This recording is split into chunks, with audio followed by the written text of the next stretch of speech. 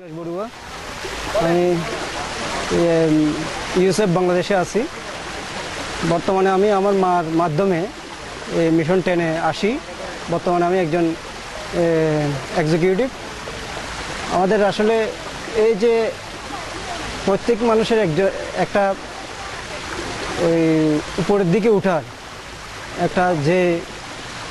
একটা চাহিদা থাকে, সেটা এখানে এসে আমি দেখলাম খুব তাড়াতাড়ি উপরের দিকে ওঠা যায় এবং সবাই একসাথে কাজ করে যে একজন আরেকজনকে কিভাবে যে সাহায্য করে উপরের দিকে ওঠার জন্য, সেটাই এখানে এসে আমি অনুভব করলাম।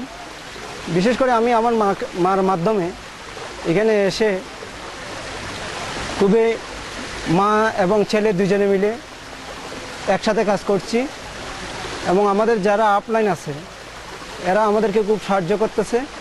এবং আমি অফিসের ফাঁকে ফাঁকে এখানে বিশেষ করে আমি বিকেলের দিকে সময়টা দিই। সময় দিয়ে আমার কাজেরও কোনো সমস্যা হচ্ছে না, এদিকে আমার বাড়তি একটা ইনকামও হচ্ছে।